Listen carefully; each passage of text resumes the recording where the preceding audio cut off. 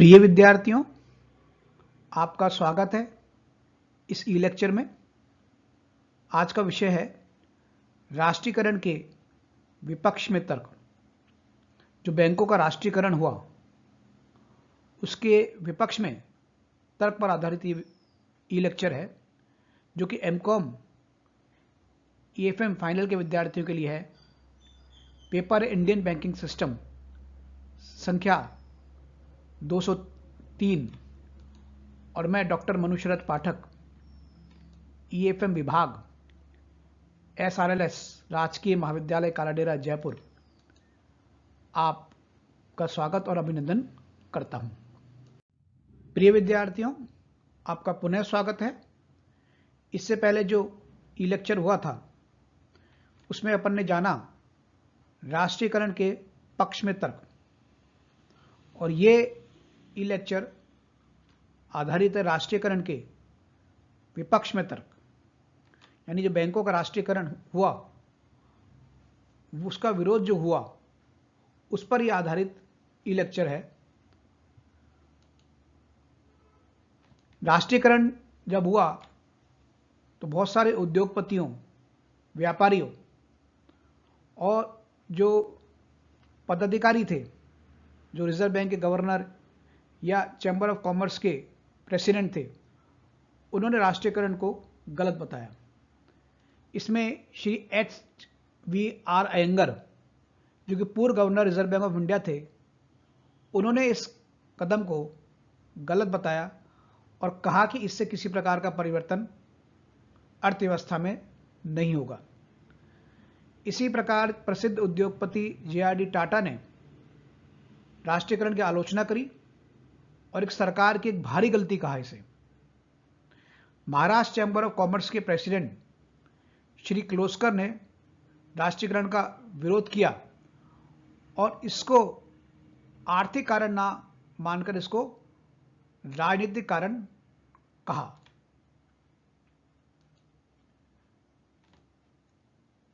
राष्ट्रीयकरण के विपक्ष में निम्नलिखित तर्क इसके आधार पर दिए जा सकते हैं। पहला है, वाणिज्य बैंकों को पर्याप्त कृषि वित्त उपलब्ध कराने के लिए दोषी नहीं ठहराया जा सकता है। जो राष्ट्रीयकरण के पक्षकार थे उन्होंने कहा कि वाणिज्य जो बैंक है उन्होंने कृषि वित्त को उपलब्ध नहीं कराया, इसलिए उनका राष्ट्रीयकरण करना आवश्यक था। सरकार को अपने हाथ में लेना आवश्यक था, जिससे उनके माध्यम से देश में ग्रामीण क्षेत्र में खासतौर से कृषि ऋण का सर्जन हो सके। लेकिन जो विपक्षकार थे उनका यह कहना था कि जो आर्थिक संरचना थी हमारे देश की, वो किसानों के पक्ष में उस समय नहीं थी। अतः वाणिज्य बैंकों को दोषी करार करना कि उन्होंने किसानों को ऋण नहीं दिया, ये ठीक नहीं होगा। इसमें बहुत सारी व्यवहारिक कठिनाई थी। सबसे बड़ी व्यवहारिक कठिनाई ये थी कि किसानों को ऋण अगर दे दिया जाता ज़्यादा मात्रा में तो उसकी वसूली करना बड़ा मुश्किल हो जाता था, और जो जिनका बैंकों में जमा थी उनका असुरक्षित उनका धन हो जाता। फिर भी कहा जाता है कि कृषि उत्पादन एवं परिवहन के लिए वाणिज्य बैंकों द्वारा कर्ज दिया गया था। अगला है, शाखा विस्तार न करने के लिए वाणिज्य बैंक दोषी नहीं। जो वाणिज्य बैंकों द्वारा अपेक्षा की जा रही थी राष्ट्रीयकरण से पूर्व कि ग्रामीण क्षेत्रों में उनका शाखा का विस्तार हो, इसके लिए व्यवहारिक कठिनाई थी और इसका विस्तार करना जो है वो मुश्किल था, क्योंकि इसके लिए अधिक पैसे की आवश्यकता थी। इसके लिए भवन निर्माण कराना पड़ता, इसके लिए कर्मचारियों की नियुक्ति करनी पड़ती, उनका प्रशिक्षण करना पड़ता, उन्हें वेतन देना होता, और इसी कारण जो है ग्रामीण बैंक जो है, इसी कारण जो वाणिज्य बैंक है वो शाखा विस्तार के प्रति उनकी उदासीनता थी। लेकिन इसके लिए उनको दोषी ठहराना गलत होगा। इसी प्रकार से विभिन्न प्रकार की जो पंचवर्षीय योजना थी उसमें विभिन्न बड़े उद्योग घरानों को अधिक महत्व दिया गया। बड़े उद्योगों का देश के आर्थिक जीवन पर गहरा प्रभाव पड़ता है, इसलिए पंचवर्षीय योजना में इनके विकास को बल दिया गया। अतः वाणिज्य बैंकों को कर्ज औद्योगिक घरानों को देने के लिए दोषी करार करना गलत होगा। अगला है, कम ब्याज दर पर निवेशकों को लोन उपलब्ध कराने के रिजर्व बैंक भी दोषी है। बैंकिंग रेगुलेशन एक्ट के तहत सभी शेड्यूल बैंक को अपने खातों की जानकारी रिजर्व बैंक को देनी होती है। वाणिज्य बैंक द्वारा अपने निवेशकों को कम ब्याज दर पर लोन उपलब्ध कराया गया, इसकी जांच न करने के लिए रिजर्व बैंक भी दोषी है। अतः यह नहीं कहा जा सकता है कि केवल जो है वाणिज्य बैंक का ही दोष है और उन दोषों को मिटाने के लिए जो है उस समय की सरकार ने उसका राष्ट्रीयकरण किया, बल्कि रिजर्व बैंक ने भी उस समय अपनी जो उसका दायित्व है उसको पूरा नहीं किया। ये इसके विपक्षकार जो हैं राष्ट्रीयकरण के, उनका कहना है। बैंकों के राष्ट्रीयकरण के विपक्ष में जो तर्क दिए गए उसमें यह भी कहा गया कि वाणिज्य बैंक बड़ी कार्यकुशलता से काम कर रहे थे और विकास में उनका बहुत बड़ा योगदान था, अतः उनका राष्ट्रीयकरण करना न्यायोचित नहीं था। उनके आंकड़ों से पता चलता है कि उनके पास जमा अधिक थी, जन विश्वास उनको प्राप्त था, बैंकों के निदेशकों की कार्यकुशलता के कारण ग्राहक और शेयर होल्डर्स बड़े खुश थे। ऐसे में राष्ट्रीयकरण करना उनका उचित नहीं था। विपक्षकारों का यह भी कहना है कि राष्ट्रीयकरण के बाद जो बैंकों से यानी वाणिज्य बैंकों से जो काम करवाया गया वो केंद्रीय बैंक द्वारा भी करवाया जा सकता था उसका राष्ट्रीयकरण करके। विपक्षकारों का यह भी कहना है कि इसने अकुशलता को बढ़ावा दिया है।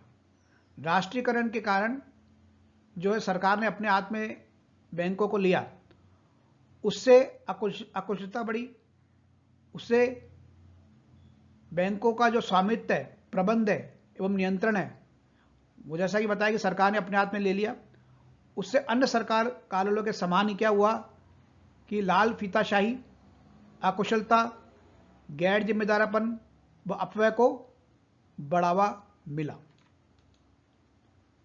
इसी प्रकार से निजी क्षेत्र के विकास पर भी प्रतिकूल प्रभाव पड़ा। निजी क्षेत्र का बहुत बड़ा योगदान होता है किसी भी देश की अर्थव्यवस्था को आगे ले जाने में, क्योंकि सारे काम सार्वजनिक क्षेत्र नहीं कर सकता है। निजी क्षेत्र में कार्यकुशलता लोगों की अच्छी होती है, उसका लाभ से वंचित हो गया देश उस समय राष्ट्रीयकरण के कारण। विपक्षकारों का यह भी कहना था कि राष्ट्रीयकरण के फलस्वरूप बैंकों की जो गोपनीयता थी वो भंग हुई। बैंकिंग व्यवसाय में गोपनीयता महत्वपूर्ण तत्व माना जाता है। जब बैंकों में एक और निजी व्यक्तियों की व्यावसायिक संस्थाओं की वित्तीय गोपनीयता रखी जाती है, वहां बैंकिंग संस्था की गोपनीयता भी उतनी ही आवश्यक है। पर बैंकों के राष्ट्रीयकरण पर बैंकों की स्थिति संबंधित सभी जानकारियां जन साधारण को उपलब्ध हो गई। सरकार निजी व्यक्तियों की गोपनीयता को भंग करती है, अतः राष्ट्रीयकरण से गोपनीयता भंग हुई और यह उपयुक्त नहीं माना गया। इसी प्रकार से मुआवजे की समस्या आई। बैंकों के राष्ट्रीयकरण से उनके निजी स्वामियों को सरकार द्वारा मुआवजा चुकाना पड़ा, जिससे सरकार का वित्तीय भार बढ़ा। इस समस्याओं का समाधान के लिए बॉन्ड्स द्वारा भुगतान करना पड़ा। प्रबंधकों का अभाव, जैसा आप जानते हैं निजी बैंकों द्वारा संचालन जब किया जा रहा था तो उसमें स्वतंत्र रूप से जो कुशल प्रबंधक थे वो काम कर रहे थे, जिनको कि उस बैंक की पूरी जानकारी थी, जिनको कि एक प्रकार से पूर्ण रूप से वो जो है वो अपने कार्य में दक्षता थी। लेकिन राष्ट्रीयकरण के फलस्वरूप ऐसे प्रबंधकों का बैंकों से तुरंत जो अभाव हो गया, तो ऐसे समस्या का समाधान करने के लिए योग्य विशेषज्ञों की सलाहकार समिति बनाकर उपयुक्त व्यक्तियों को प्रशिक्षण व्यवस्था से इस अभाव को पूरा किया गया। तो इसमें बहुत अधिक मात्रा में खर्चा हुआ। तो ये इसके विपक्ष में तर्क जो है, राष्ट्रीयकरण के विपक्ष में तर्क दिया गया है। अगला है राजनीतिक का प्रभुत्व। राष्ट्रीयकरण के विपक्षकार ये भी कहते हैं कि इससे बैंकों में राजनीति अधिक मात्रा में आ गई, यानी बैंकों के राष्ट्रीयकरण से राजनीतिक का बैंकिंग संचालन में प्रभुत्व बढ़ता है। अतः राजनीतिक उद्देश्यों की पूर्ति के लिए आर्थिक सिद्धांतों की उपेक्षा होती है। यह प्रवृत्ति सार्वजनिक क्षेत्र के अनेक उद्योगों एवं उपक्रमों में दृष्टिगोचर होती है। यहां तक कि नियुक्तियां, स्थानांतरण आदि राजनीतिक उद्देश्यों से प्रेरित होते हैं। इनसे राष्ट्रीयकरण के संभावित जो लाभ है उसको प्राप्त करने में कठिनाई होती है। यानी जितने प्रकार की गतिविधियां बैंकों में होती है सरकार के पास आने के बाद, वो सब जो है राजनीति से प्रेरित होती है। उसका आर्थिक सिद्धांतों से किसी प्रकार से कोई लेना देना नहीं होता है। इसलिए राष्ट्रीयकरण का पूरा जो लाभ है वो नहीं मिल पाएगा, ये विपक्षकारों का कहना है। इसके अलावा ये भी कहना है कि जो लाभ दिखता है राष्ट्रीयकरण के फलस्वरूप बैंकों के, वो एक प्रकार से कल्पना है। राष्ट्रीयकरण से जिन लाभों की कल्पना की जाती है वे केवल भ्रम है। बैंकों के सार्वजनिक क्षेत्र में आ जाने पर उनमें नौकरशाही पनपी है, राजनीति हावी हुई है। अतः राजनीतिक उद्देश्यों के लिए आर्थिक सिद्धांतों की अवहेलना की जाती है।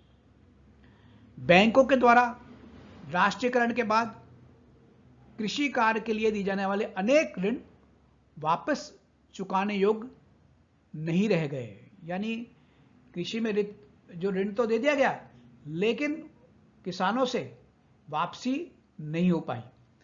इससे बैंकों को भारी क्षति का सामना करना पड़ा।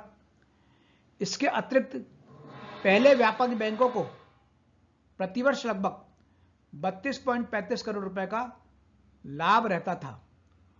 उसमें से कर आदि चुकाने के बाद भी 8 करोड़ रुपए निजी अंशधारियों को बांटने के लिए बचता था।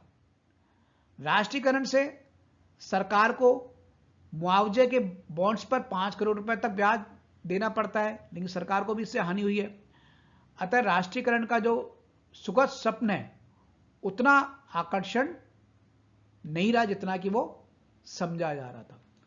तो ये सभी जो है इसके जो विपक्षकार थे उन्होंने तर्क प्रस्तुत करे हैं। वास्तव में जो राष्ट्रीयकरण हमारे देश में किया गया वो लगता है तो ये था कि राजनीतिक कारण के कारण किया गया।